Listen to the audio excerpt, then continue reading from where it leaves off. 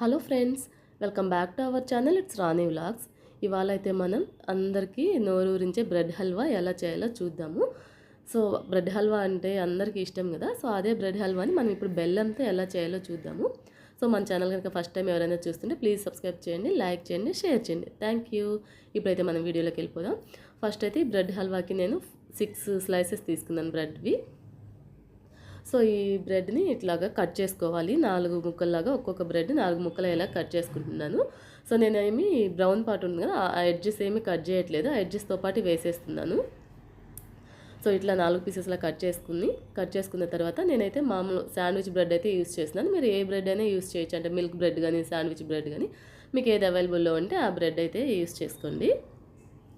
So బ్రెడ్లు అన్నిటిని ఇలా ముక్కలుగా కట్ చేసుకున్నాను. ఇప్పుడైతే స్టవ్ ఆన్ చేసుకొని దాని మీద ప్యాన్ పెట్టుకొని అందులో ఒక టేబుల్ స్పూన్ నెయ్యి వేసుకుంటున్నాను. అలానే ఇంకో టేబుల్ స్పూన్ ఆయిల్ వేసుకుంటున్నాను. సో ఇందులో ఇప్పుడు మనం కట్ చేసి పెట్టుకున్నాం కదా బ్రెడ్ స్లైసెస్, వాటిల్ని వేసి బ్రౌన్ కలర్ వచ్చేలాగా వేగించుకోవాలి. ఒకేసారి ఆయిల్ ఎక్కువ వేసారంటే బ్రెడ్ అనేది ఆయిల్ మొత్తం పీల్ చేస్తుంది కదా, అందుకని కొంచెం కొంచెం ఆయిల్ వేసుకుంటూ వేగించుకోండి.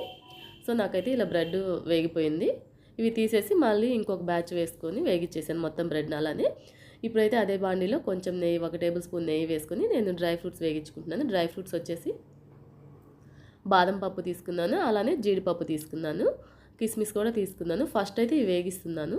కిస్మిస్ వేస్తే ఫస్ట్ మాడిపోతుంది కదా, అందుకని ఫస్ట్ ఇవి కొంచెం ఫ్రై అయిన తర్వాత ఇందులోనే కొన్ని కిస్మిస్ కూడా వేసుకొని ఎండు ద్రాక్షాలు అన్నింటినీ ఇలా గోల్డెన్ కలర్ వచ్చేలాగా వేగించుకున్నాను. సో వీటిని వేగించి పక్కన పెట్టుకోవాలి. ఇప్పుడు అదే ప్యాన్లో బెల్లం తీసుకుంటున్నాను. ఒక కప్పు బెల్లం అంటే దగ్గర 150 గ్రాముల బెల్లం తీసుకున్నాను నేను. సో ఆ బెల్లంకి నా కప్పుతో తీసుకున్నాను, ఆ కప్పుతో 1.5 కప్పు వాటర్ పోసుకున్నాను. 1.5 కప్పు వాటర్ పోసుకొని ఆ బెల్లం అంతా కరిగేలాగా కలుపుకోవాలి. సో ఇప్పుడైతే చూసిన పాకం అయితే కనుక తీగ పాకం కాదు, అలా అని లూజ్గా కదా, అట్లా జస్ట్ అలా టచ్ అవుతుంది కదా, అట్లా అయితే సరిపోతుంది. ఈ టైంలో మనం బ్రెడ్ వేగించి పెట్టుకుందాం కదా, ఆ బ్రెడ్ పీసెస్ అన్నీ అందులో వేసుకోవాలి. సో చాలా ఈజీ, అలానే టేస్ట్ అయితే సూపర్గా ఉంటుంది. తప్పకుండా ట్రై చేయండి. బెల్లంతో కదా, చాలా బాగుంటుంది. 10 నిమిషాల్లో అయిపోతుంది బ్రెడ్ హల్వా అంటే. సో ఇదైతే ఇంకా బ్రెడ్ అంతా మునిగేలాగా పాకంలో కలుపుకోవాలి బాగా. ఒక 2-3 మినిట్స్ అయిపోగానే బ్రెడ్ పాకం అంతా పీల్చుకొని మెత్తగా అయిపోతుంది. మనం గరిటతో ఇలా స్మాష్ చేసుకుంటూ కలుపుకోవాలి. ఇలా కలుపుకున్న తర్వాత ఇందులో 1 కప్పు, మనం ఏ కప్పుతో అయితే బెల్లం తీసుకున్నామో దాంతోనే 1 కప్పు పాలు పోసుకున్నాను. పాలు అయితే కంప్లీట్గా కాచి చల్లార్చి పెట్టుకోవాలి, ఎందుకంటే బెల్లంతో చేస్తున్నాం కదా, పాలు ఇరిగిపోయే ఛాన్సెస్ ఉన్నాయి కాబట్టి పాలు మీరు కాచి చల్లార్చిన పాలే పోసుకోవాలి. సో ఈ పాలు పోసుకున్న తర్వాత ఇంకా ఆ బ్రెడ్ కూడా ఇట్లా స్మాష్ చేసుకుంటూ ఇలా దగ్గరికి అయ్యేలాగా కలుపుకోవాలి. ఇప్పుడైతే పర్ఫెక్ట్గా బ్రెడ్ హల్వా అయితే రెడీ అయిపోయింది.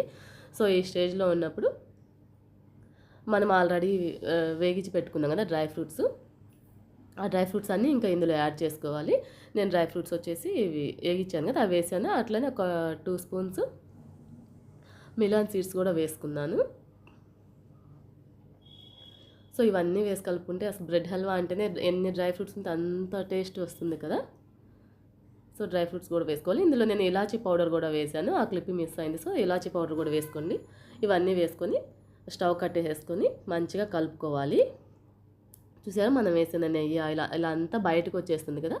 ఇప్పుడు పర్ఫెక్ట్గా బ్రెడ్ హల్వా అయితే రెడీ అయిపోయినట్టు. చాలా టేస్టీగా ఎమ్మీగా ఉంటుంది, కలర్ఫుల్గా కూడా ఉంటుంది. సో నచ్చితే కనుక తప్పకుండా ట్రై చేయండి. అలానే ఎలా వచ్చిందో కూడా కమెంట్ చేయండి. సో ఇంటికి ఎవరైనా గెస్ట్లు వస్తున్నారన్నా, ఎక్కడికన్నా తీసుకెళ్ళాలన్నా కూడా సింపుల్గా చేసేసుకోవచ్చు. చాలా టేస్టీగా ఉంటుంది. సో ఇంతే ఫ్రెండ్స్, ఈ వీడియో కనుక నచ్చితే మన ఛానల్ని సబ్స్క్రైబ్ చేయండి, లైక్ చేయండి, షేర్ చేయండి. Thank you. బాయ్.